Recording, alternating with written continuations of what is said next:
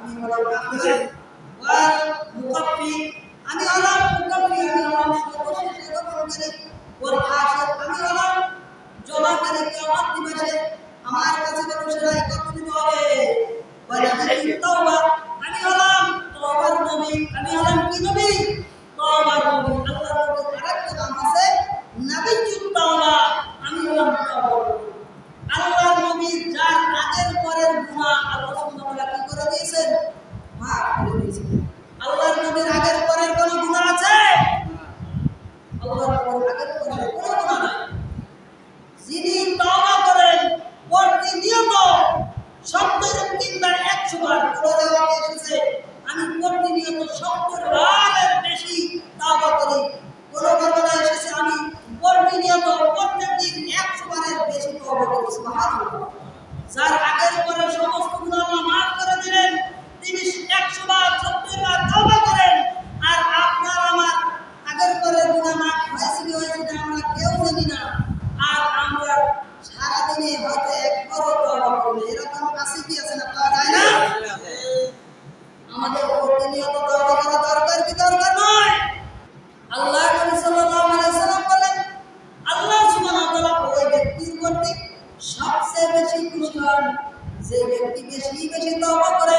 হাদিসের বর্ণনা এসেছে যদি কোনো ব্যক্তি দুর্গম পরিবেশে যখন তার উঠতে হারিয়ে ফেলেন, উঠতে হারিয়ে ফেলার পরে মনটা হয় চিন্তাযুক্ত হয়, চারিদিকে ঘোরার পরে না পেয়েছে, খুব অস্বস্তি বোধ করে ঘুমিয়ে পড়ে, ঘুম থেকে উঠে দেখতে পেল তার কাছে ফিরে এসেছে।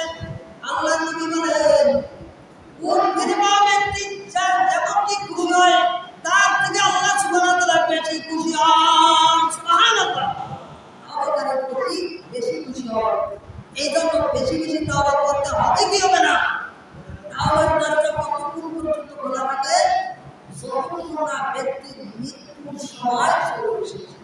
আল্লাহ নবী সাল্লাল্লাহু আলাইহি ওয়াসাল্লাম বলেন ইন্নাল্লাহ ইকবালু তাওবাতাল আবদি মা লাম ইউওয়াররিদ, আল্লাহ সুবহানাহু ওয়া তাআলা বান্দার তওবা ওই পর্যন্ত কবুল করে যতক্ষণ না বান্দার মৃত্যুর গড়গড়া শুরু হয়ে যায়, মৃত্যুর পূর্বাভাস শুরু হয়ে যায়, এই পর্যন্ত বান্দার তওবা কি করে দেন? কবুল করে দেন। এজন্য এখন সময় আছে, তওবা করা যায় কি যায় না? যায়। আল্লাহর কাছে বেশি বেশি তওবা করা দরকার। এরপর আল্লাহ নবী সাল্লাল্লাহু আলাইহি ওয়াসাল্লাম বললেন ওয়া নাবিয়্যু রাহমা, আমি হলাম রহমতের নবী। আল্লাহর নবী হলেন কি? রহমতের নবী। কুরআন কারীমে আল্লাহ সুবহানাহু ওয়া তাআলা বলেন ওয়া রাহমাতুল লিল আলামিন, তিনি হলেন গোটা বিশ্বের জন্য রহমত। এজন্য আল্লাহর নবী হলেন এই বিশ্বের বুকে হচ্ছেন কি? রহমতের নবী।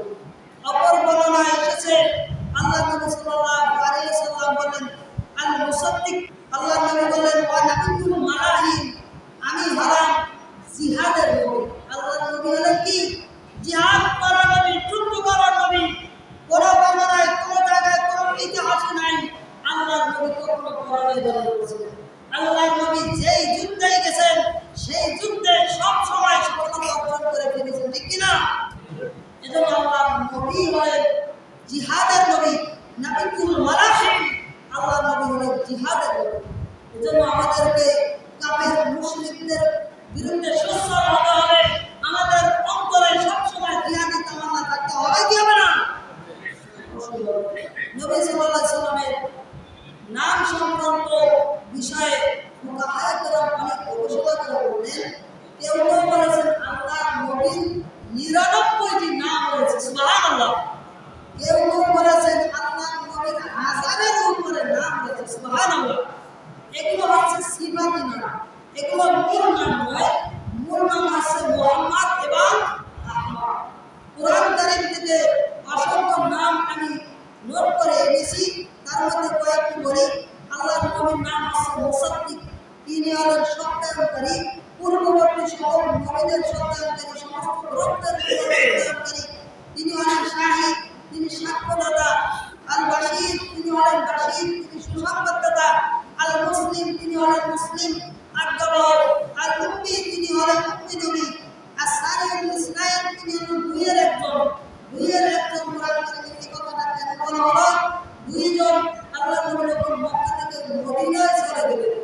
তখন তারা ছিলেন একসাথে কয়জন? দুইজন, আবু বকর রাদিয়াল্লাহু আনহু এবং রাসূল সাল্লাল্লাহু আলাইহি ওয়াসাল্লাম। এই জন্য আল্লাহ সুবহানাহু ওয়া তাআলা এখানে আমাদের দুইয়ের একজন, তিনি হলেন আব্দ। কোরআন কারীমে সূরা বনী ইসরাঈলের মধ্যে স্পষ্ট বলা হয়েছে আবদিহি, এখানে আব্দ শব্দ করার নাম হচ্ছে আব্দ। তিনি হলেন ভাষা, তিনি হলেন মানুষ। আল্লাহর নবী হচ্ছেন কি? মানুষ। তাকে অন্য কোনো সৃষ্টির সাথে তুলনা করা যাবে?